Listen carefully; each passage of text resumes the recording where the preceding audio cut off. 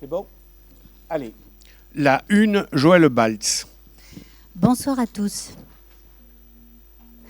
Cette délibération concerne l'approbation d'avenants au marché de travaux de réaménagement des équipements publics du quartier de la Gavotte, le groupe scolaire et l'IDETEC étant la tranche ferme. Des marchés de travaux ont été signés avec les entreprises retenues en 2018 et 2021 suite à délibération pour un montant total de 13 464 908,08 € hors taxes, tout lot confondu pour la tranche ferme qui se décompose ainsi. Pour le groupe scolaire, 6,5 millions d'euros hors taxes et pour l'IDETEC, 6,9 millions d'euros hors taxes. Des modifications de prestations sont intervenues par voie d'avenant et approuvées par délibération en 2019, 2020, 2021, ainsi que des prolongations de délai d'exécution des travaux approuvés par délibération en 2020 et 2021. Premier point, les travaux de la tranche ferme étant en cours d'achèvement, il convient donc de prendre en compte par avenant les modifications de prestations entraînant une augmentation des marchés et impactant l'ensemble des lots détaillés dans le tableau ci-joint. Les marchés de travaux sont donc portés à la somme de, pour le groupe scolaire, 7,7 millions d'euros hors taxes, pour l'IDETEC, 7,8 millions d'euros hors taxes. Le total donc de la tranche ferme groupe scolaire plus IDETEC, nous avons un montant de 15 504 099,62 € hors taxes, soit une évolution de 15,14%. Deuxième point, concernant les délais d'exécution propres à chaque lot, ceux-ci ont été modifiés à plusieurs reprises en cours de marché, soit par avenant, soit par ordre de service, pour les raisons qui vous sont décrites dans cette délibération. Il convient donc de valider la prolongation des délais d'exécution de chaque lot, avec une date de fin prévisionnelle au 22 avril 2022, correspondant à la date de réception de la tranche ferme de cette opération. Les travaux ayant débuté en février 2019, le délai de réalisation a donc été de 2 ans et demi pour le groupe scolaire, livré en août 2021, et de 3 ans pour l'IDETEC, qui sera livré donc fin avril 2022. Troisième point, la commission d'appel d'offres du 21 mars 2022 a rendu un avis favorable sur l'approbation de ces avenants. Il est bien regrettable, je trouve, que vous n'ayez participé à cette commission, car vous aviez donc tous les dossiers à votre disposition. Et je tiens à remercier le service finance, le service de la commande publique et les services techniques pour toutes les précisions donc, qu'ils nous ont apportées lors de cette commission. Si vous voulez, donc, vous pourrez consulter les OS, les ordres de service, donc, qui sont à votre disposition sur demande. J'en ai fini. Merci Joël. Des questions, des remarques? Monsieur Fuzon. Oui, donc du coup, vous nous demandez de voter la prolongation des délais d'exécution de la tranche ferme, retard du démarrage du chantier. Alors, vous nous expliquez dans votre délibération qu'il y avait une demande de la préfecture lors de l'instruction du permis de construire de réaliser une étude complémentaire sur les risques d'inondation sur le site du projet. Donc, c'est vous qui instruisez les permis de construire. On sait très bien tous que c'est un quartier où il y a des risques d'inondation. Quand il y a des fortes pluies, il y a du ruissellement. On voit très bien que la place des Tabords est inondée. Le chemin de Valsec, c'est pareil, il y a des trompes d'eau. Donc, il aurait vraiment fallu anticiper la chose. Quand on ouvre simplement les yeux lorsqu'il y a la pluie, c'est des choses de bon sens. Et il aurait fallu prendre ces précautions et peut-être qu'on n'aurait pas perdu de temps là-dessus. Après, une demande du contrôleur technique d'apporter des modifications techniques au projet afin d'augmenter le niveau de protection contre les risques incendie. Là, on parle de bâtiments qui reçoit des enfants. Un bâtiment qui reçoit des enfants. Et vous n'avez pas jugé bon qu'il y ait le maximum de protection pour eux. Madame Baltz, est-ce que vous avez des enfants ou des petits-enfants ? Et pour eux, est-ce que vous voulez un maximum de protection ou pas ? Alors, j'aimerais déjà savoir de quel lot vous parlez, s'il vous plaît. De quel lot vous parlez ? Du lot de la tranche ferme. Donc, non, mais répondez à ma question. Est-ce que pour vos enfants et vos petits-enfants, vous voulez un maximum de protection ou pas ? Répondez-moi. Mais bien sûr. D'accord. Alors pourquoi vous ne voulez pas un maximum de protection pour les petits Pénois ? Mais pourquoi ? Donc vous êtes fait retoquer par le contrôleur qui vous a demandé de réviser votre copie. Donc voilà où se trouvent les retards. Après, dans votre document, vous nous expliquez également qu'il y a des impacts par rapport à la crise sanitaire. Encore une fois de plus, vous vous servez de la mort et du malheur des gens pour cacher vos erreurs et vos manquements. Moi, je reprends, et la politique, c'est un peu l'art de la répétition. Je reprends les documents que vous nous avez fournis. L'IDTech, c'est pour quand? Début 2020, donc je suis vraiment désolé, début 2020, il n'y avait pas eu la crise du Covid. L'école, c'est pour quand? Septembre 2019. Donc en 2019, il n'y avait pas eu le problème du Covid. Donc on voit bien que les retards sont dus à votre manque d'anticipation. Des retards qui vont coûter assez cher aux Pénois. Si on prend le terrassement, maintenant il y a plus 15%. Les serrureries, plus 23%. Les revêtements durs, plus 42%. Les espaces verts, plus 44%. Alors, nous expliquer que c'est le Covid, que c'est le préfet, le contrôleur technique, etc. Et qu'en fait, il n'y a rien qui est de votre faute. Nous, on aimerait bien que vous assumiez et que vous disiez la vérité aux Pénois. Merci. Non, et une dernière chose. Il y a aussi quelque chose qu'on a du mal à saisir. Les montants initiaux dont vous parlez pour le groupe scolaire et l'IDTech, les 13 464 000 euros, oui. Ils ont été votés quand? Ils ont été votés en 2000, c'est le marché, c'est les montants du marché, notifiés en 2018. D'accord, parce qu'en fait, en 2016...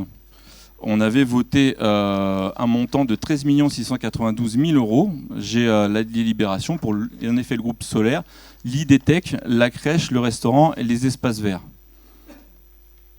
Mais vous savez très bien que l'école, la crèche, on a opté, donc ça coûtait trop cher de démolir donc, cette crèche et de la rénover, de la reconstruire.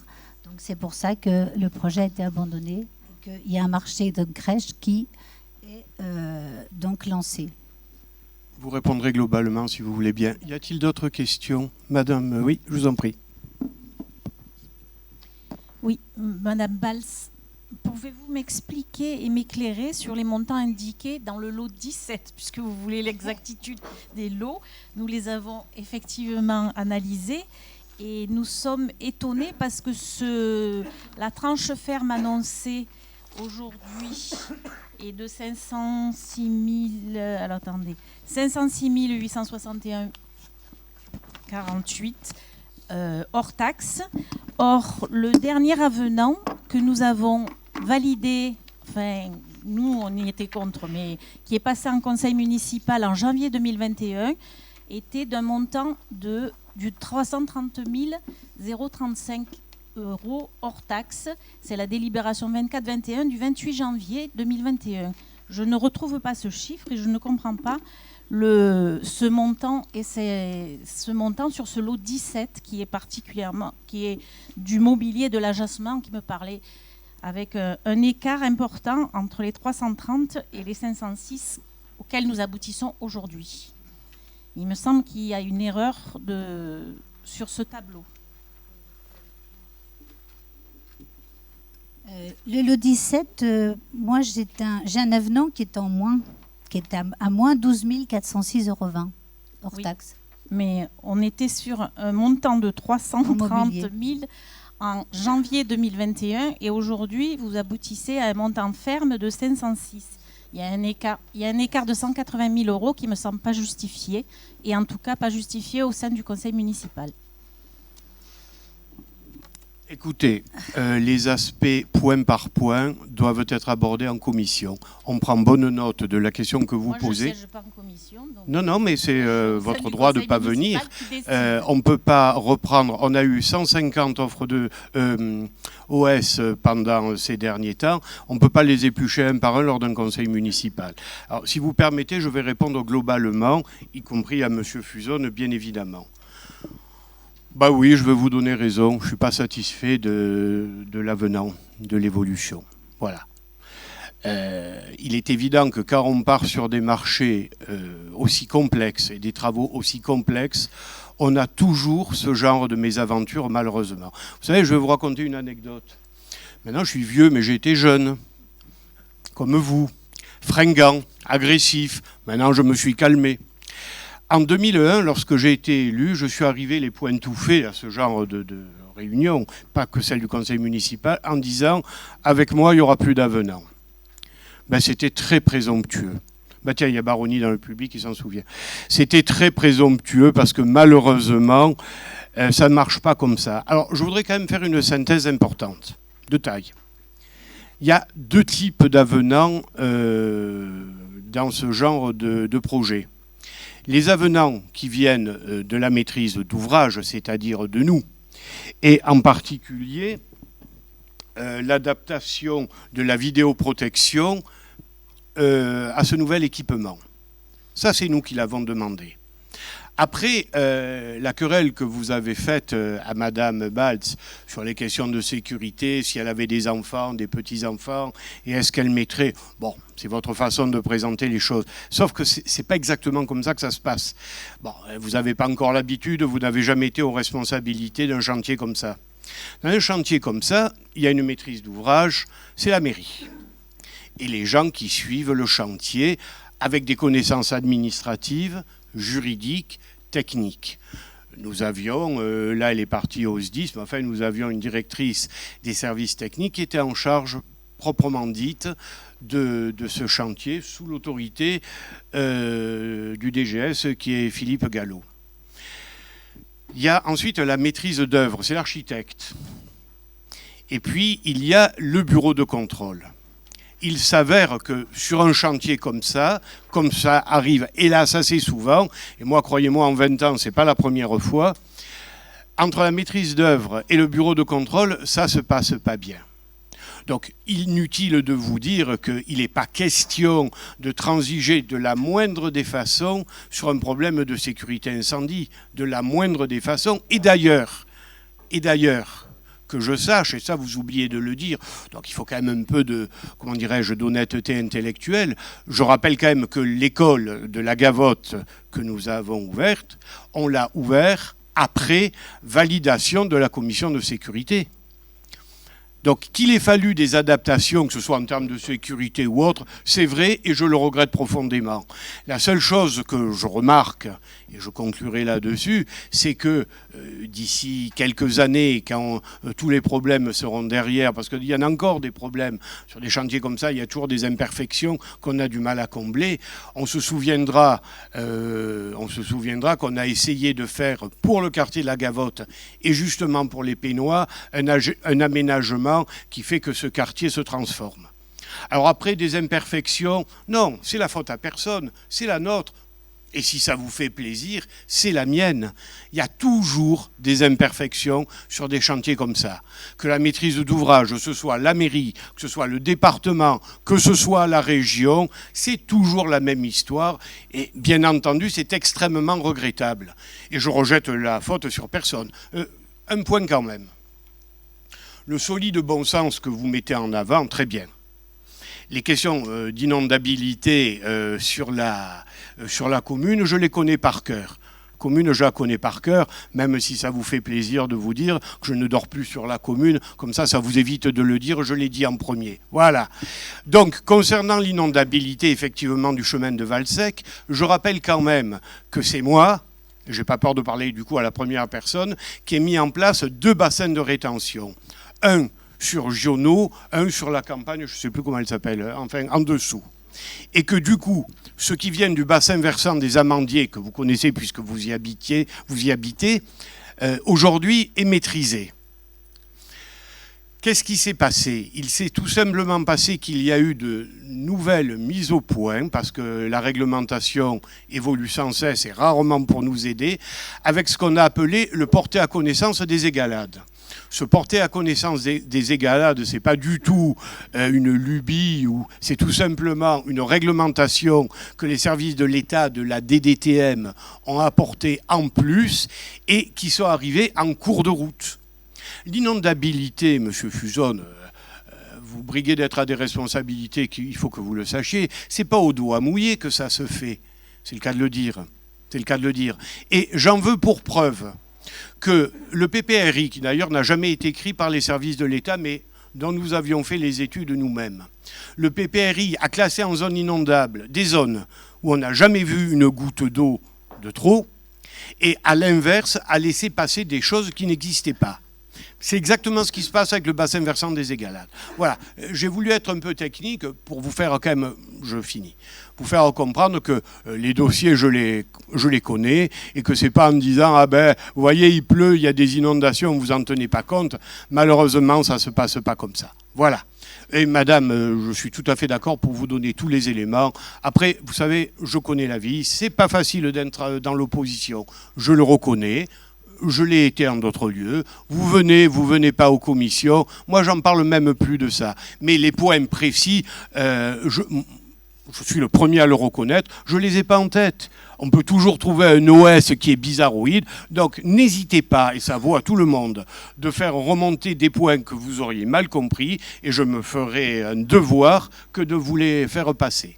Je vous rappelle que dans l'opposition, nous recevons les documents le vendredi de la veille de la semaine où nous 4 jours avant le conseil municipal, et que nous avons 4 jours pour étudier les dossiers, et que nous le faisons dans le temps qui nous est imparti, sans avoir d'autres éléments. Nous travaillons tous voilà. À flux tendu. Donc, et bien souvent, je découvre moi-même des choses dans des délais où je n'ai pas le temps de les analyser moi-même comme je vous le voudrais, je le reconnais. Tout le monde travaille à flux tendu, et contrairement à ce que dit Fuson, c'est moi le responsable quand il y a quelque chose qui ne va pas. S'il y a des choses qui ne vont pas avec mes services, je suis le premier à essayer de les améliorer, mais je soutiendrai toujours mes services, sauf bien évidemment faute grave et éprouvée. Voilà, les services font un travail remarquable.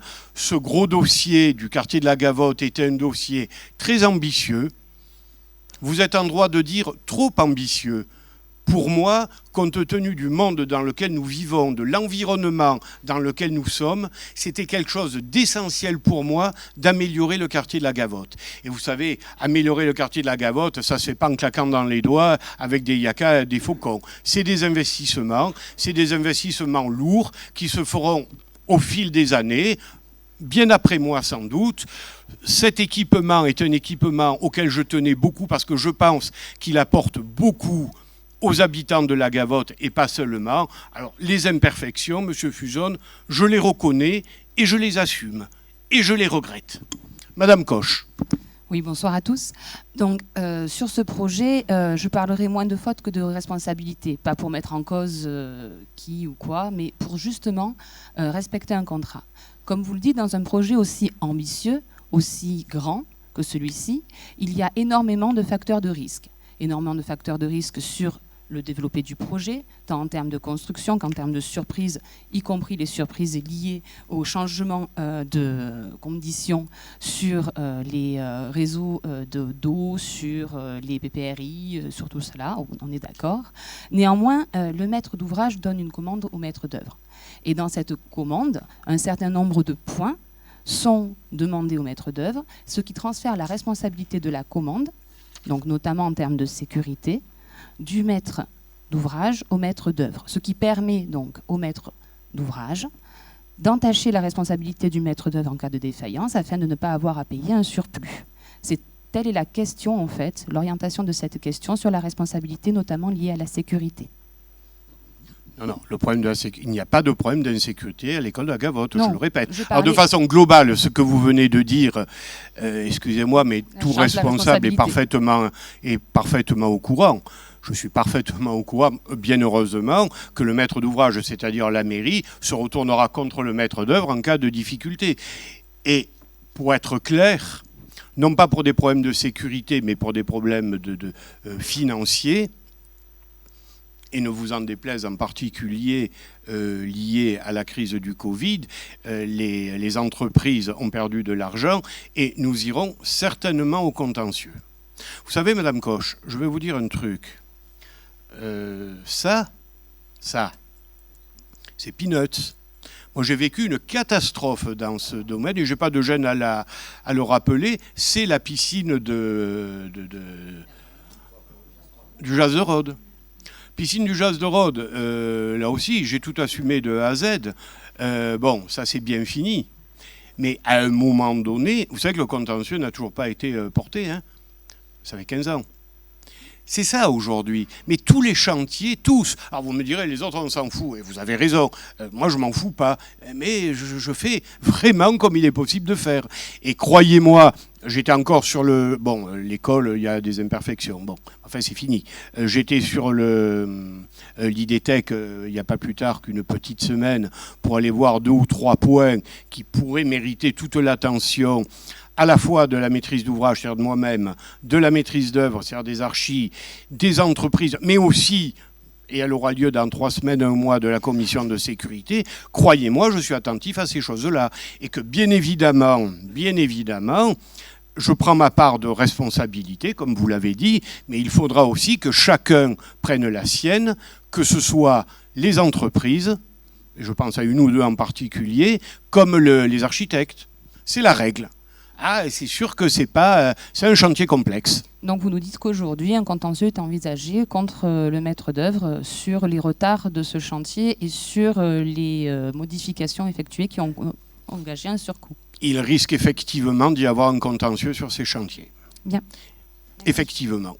Comme Merci. c'est souvent le cas quand il y a des retards. Plus grave encore que le retard, c'est les avenants sur le plan financier. Mais vous voyez, moi, les choses, je les reconnais facilement. Je dis simplement, c'est pas facile. On fait du mieux possible. J'entends très bien que ce ne soit pas facile, mais c'est juste que les Pénois doivent se poser ces questions-là. Il faut leur répondre. Votre question était tout à fait pertinente. Merci, Madame Baltz, d'avoir apporté cette délibération difficile. Et je remercie mes services qui sont sur les dents en permanence pour essayer de traiter au mieux en amont ces difficultés. 3e point, bien évidemment, s'il y a des doutes ponctuels sur des chiffres, on est à votre disposition pour vous les faire passer. Je mets au vote qui est pour, qui est contre, qui s'abstient, adopté.